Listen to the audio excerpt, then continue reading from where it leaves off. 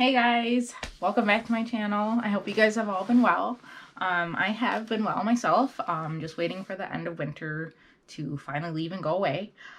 We had some really warm weather this past weekend, so I was actually able to get out and take both of my bikes out. Took my R6 out first and then my street triple. So I'm really excited about that. Finally to actually get out and ride my bikes. It's a wonderful feeling, and I missed it for so long. So it's always a little bit weird getting on after a couple months of not riding. But today I just actually wanted to go over some tips from everything that I've learned in the past for riding as a short person. Because I know it's really difficult regardless of gender.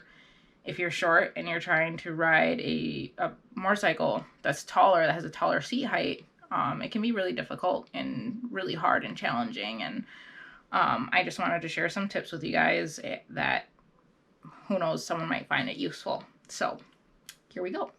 So I always like to say start out on a smaller bike, especially for newer riders. If you're short and you're a new rider, a smaller bike is going to inspire more confidence for you. And you're going to be less likely to drop the bike because you have more stable footing on a shorter bike. Like the seat height is a lot shorter, then you're going to have an easier time keeping the bike standing. So I always start with that, start with a bike that you feel comfortable with, and then you'll slowly build your confidence in handling the bike. I remember when I first started riding, I started like on it was like a cruiser, a 250 cruiser. And I remember when this was like back in, I don't know, 2015 or something. I can't remember. It's been a while. It felt so heavy to me. And like, I remember one of the first things they had us do was crab walk the bike. And, this is like baby steps, right? They had me crab walk the bike. And I just remember being like, oh my gosh, how, like, I know I'm supposed to be like, riding the bike with the engine on and, the engine's moving the bike, but just alone it felt so heavy without the engine, or not without the engine, but you get what I'm saying, without the engine running to help me. It felt so heavy, and I was just like, holy crap. But once I started to get the hang of it, because I was able to, touch the ground with my feet better because it was so much shorter, it started feeling better. But I just remember being like, wow, this is so heavy and awkward, and just I felt like a bumbling idiot. That's why I always say start with a smaller bike, especially if you're starting out or if you're a short rider. It's gonna build your confidence. So the second point that I have is that it's okay if you drop your bike. It's not the end of the world. It might feel like it is. You might feel super embarrassed, especially the first or second or third or fourth time it happens, especially in public. And even to this day, for me, I still feel stupid because it's like you're riding your bike, you look like you know what you're doing, and all of a sudden you fall over. Guaranteed someone out there is laughing at you, but it's okay because the person that's laughing at you probably doesn't even ride, so they don't even know what the heck they're laughing at or what they're laughing about. They just think, oh, haha, look, it's funny, someone dropped their bike, haha, I wish I could do that secretly inside. In any case, it's okay. Drop your bike. If you drop it, it's not a big deal. Sure, you might scuff up your fairings, and that's different from like if you low side your bike doing 20 miles per hour. That sucks too, but it's not the end of the world. It's not going to. You might get hurt a little bit. Sometimes I've seen it where people will, and I think it's kind of happened to me before, you drop your bike and it hits like your shin or falls on your shin or whatever, you're not able to get out of the way. It's experience, and it helps you learn, okay, I lost my footing. Footing is important, things like that. And it's good for your confidence. Once you get those first couple of falls out of the way, you feel stupid, whatever, you get over it, you learn how to pick up your bike, and moving on. So don't let dropping your bike ever scare you off of riding your bike. The third thing, watch your footing. I think it's super important to, when you're coming to a stop, or when, you know, when you're sitting with your bike somewhere, watch where you park your bike, because anywhere with gravel, you're going to lose traction, both you and your bike. So when you come to a stop somewhere and you put your foot down and there's gravel there, it's happened to me so many times because I wasn't paying attention. Oops, my foot slipped. And then you have that oh shit moment where you're just like, you know, oh my gosh, my bike. You know, you don't care about yourself, obviously, your bike. You almost dropped your bike. And I've had many times where I was able to simply save from dropping the bike just because I was wearing proper gear. Even with rubberized tennis shoes, you don't have that same traction that you would unless you got actual riding boots. And that's why whenever I see someone riding with tennis shoes on, I cringe. I cringe so much on the inside, because not only are their feet going to get completely obliterated if they do have an accident, they just don't have that extra traction. And cool, maybe they're tall enough to ride their bike without needing that extra traction, but it's still something. Anyway, we're not talking about tall people. We're talking about short people. So as a short rider, get some good riding gear. Get some good riding boots or shoes. That's going to give you that extra traction. And for like my, one of the videos I did, I reviewed my Dionysi Torque Out boots. Those things are amazing, and they actually give me like an inch or two of height. I'd say an inch at the most of extra height, so that I can have that, that extra inch helps a ton for me. But it also has really good traction for when I stop somewhere. So please get yourself a good pair of riding boots or shoes that you'll have that traction so you don't drop your bike. And then also, as a short rider, you need that extra traction and maybe that extra little inch. Watch where you put your feet. Sand and gravel are going to mess you up. And I did also want to add too, any type of slant is going to be lethal for short people, okay? I dropped my bike, and I've had moments of almost dropping my bike just because the road was slanted. I remember I went out riding with a friend of mine, and we were, you know, enjoying our little time out riding, and we came to a stop at a stop sign, and I knew that the road was slanted like this. So I'm coming up here and it's kind of like opposite side like this. I knew it was slanted, but as I started putting my foot down, I wasn't expecting like how slanted it was, and that's how I stopped, came to a stop, lost my footing, and just, this was right after I put new fairings on my R6. And of course, and I fell down, and I could tell my friend was trying not to laugh. First he was like, oh, are you okay? But then we just both kind of started, I was annoyed. I think he was trying more not to laugh, but I was so annoyed because I had put those fairings on, and yeah. Anyway, so watch the slants in the roads. If you're on an incline, if the incline's pointing this way or going back that way, as a short rider, it's going to be a lot tougher. So watch for that. So another point that I want to make as a short rider,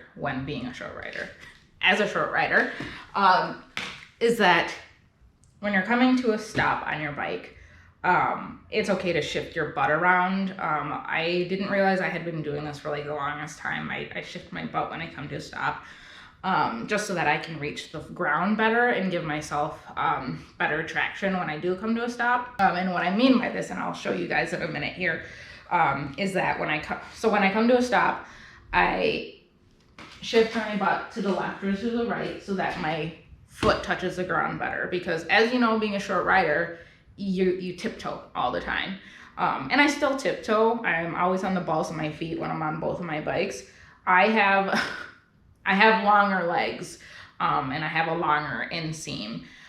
So I have that advantage, but a lot of people have shorter legs. So this kind of goes out to the people with the shorter legs. It will be helpful for you to move your butt over to one side of the seat or the other. When I'm doing this, and make sure my kickstand's down. When I'm doing this, what I mean is I pick a side. So usually I like to stop on my left, because my right foot might be using the rear brake. So when I come to a stop, I'll move over more to this side. So as you can see, my butt shifts off to this side. And like I mentioned, because my legs are longer, I don't have to do it as much. I can actually touch comfortably, well not comfortably, I should say.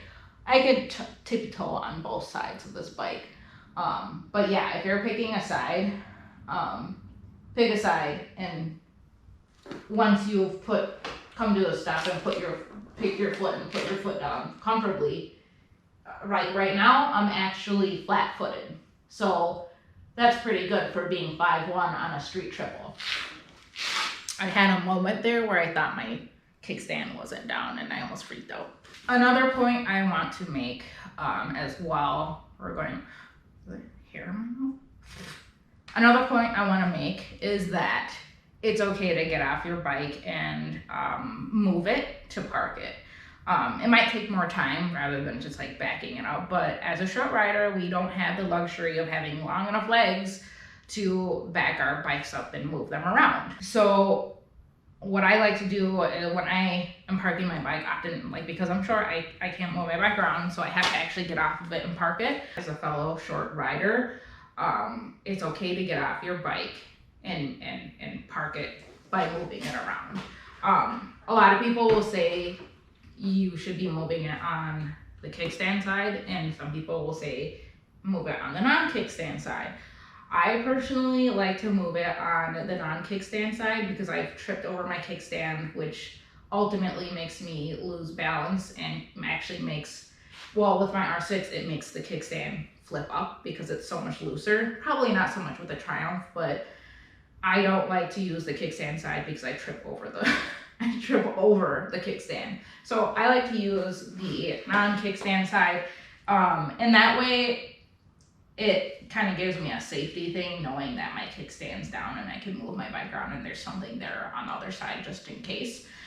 Because I'm so much lighter than my bike, it gets nerve-wracking to be on the kickstand side moving it, because if I lose my balance and I start going toward the other side, there's no way I can save it because I'm 115 pounds and my bike is like 300 pounds heavier than me. So who do you think's gonna win? So like I said, it's okay to get off your bike and move it to park it. If people have to wait, they just have to wait.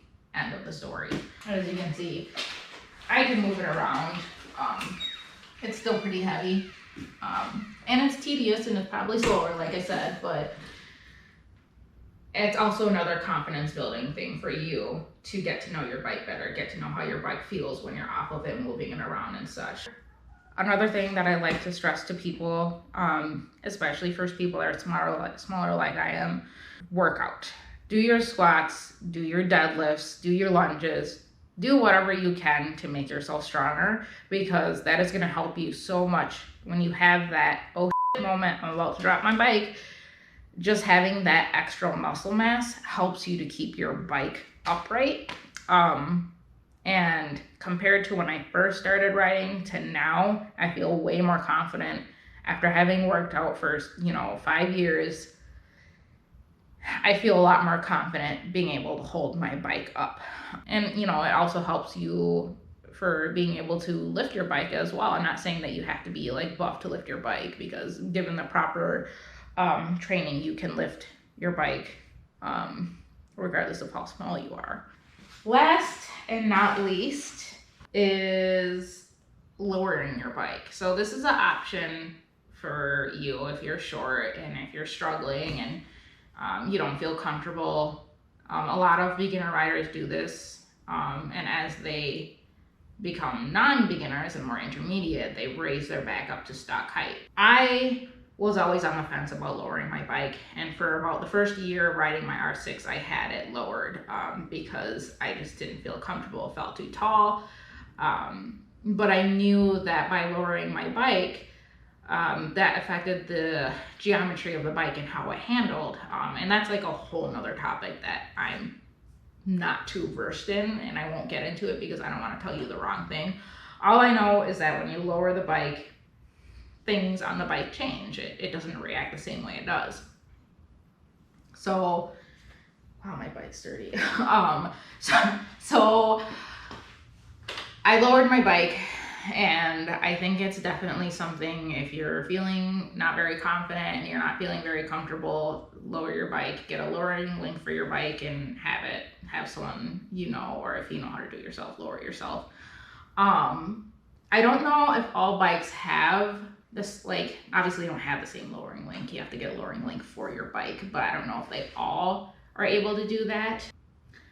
I know like the Street Triple comes in a factory lowered version that you can actually buy. I know that some people they'll actually take apart their seat and shave out some of the foam, so it'll make the seat flatter. Me personally, you can always buy another seat for your bike, depending on what kind of bike you have. It might be a little bit more expensive. Like, for instance, I wouldn't do that to my Street Triple, just because probably getting another seat is probably expensive. I just feel like it's more of like a permanent fix for a temporary problem, because as you get better as a rider, you're going to get more comfortable with the height of your bike, and then one day you're going to say, I would like my bike to be normal height again. And then, well, with a seat, you have to go buy a brand new seat and whatever. Yeah, I think that's about it. I think those are all the tips I have if you're a short rider. Like I said, and just recapping them, getting good riding boots. Watch where you're stopping, watch for gravel, watch for slanted roads, shifting your butt in your seat, getting off of your bike to move it, totally okay. If you drop your bike, not the end of the world. Hey, you have an excuse, you're short, so.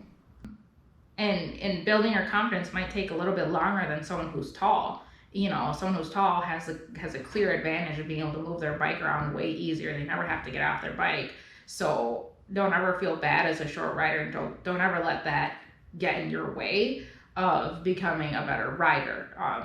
Get comfortable with your bike, know your bike. And surround yourself with good people. Surround yourself with people who are going to be supportive of you. Even if you drop your bike, they're going to be like, hey, are you okay? Whatever. And, you're fine, let's go. Surround yourself with good friends. I know it's really hard to find. I didn't really have too much support when I first started riding out. So a lot of the stuff I had to do on my own. Like, my ex helped me out a little bit, but I remember when I was I was basically teaching myself how to ride all over again, because there was a big space in between when I got my license and when I could actually buy a bike. So I know how nerve-wracking it can be. I know how stupid it can feel if you drop your bike in public and there's no other rider with you to help you pick your bike back up. I still to this day struggle with that, just because I have some knee issues. But that's actually one thing on my list of things to do this year, is to learn how to properly pick my bike up without needing any help, just because my knees are crappy. So one last thing I did want to mention is there is a website that my boyfriend actually referred me over to, so I can refer to you guys. It's called cycleergos.com. It's cycle-ergos, and I'll actually just link it in the description. It's a really cool website where you can enter in your height, and I think it's just, is it your height and something else? So it'll show you what your seating position is on a type of bike, so you can actually enter in the type of bike that you're looking at getting. Let's say you're like, hey, I want this R6, right? And you enter in your height, and it actually tells you how your sitting is going to be, and whether it's going to work well for you or what to expect, really. I can't type anymore. Oh, there we go. So you put in your height and your inseam. That's the thing that I was forgetting. You put your height and your inseam, and then it'll tell you your calculated seat height, your forward lean, knee angle, and hip angle. So it's actually super nifty, and whoever came up with this must have been a short person. Probably not, but it's actually really cool. So I definitely recommend, if you're looking at getting a bike, or if you're, you're a short rider and you're nervous about, buying a certain bike, check out that website, cycleergo.com. And yeah, so I think that's all I have for my tips. Hey guys, thanks for watching my video. If you like my content, please like and subscribe. And I will see you guys next time. So take care, stay safe.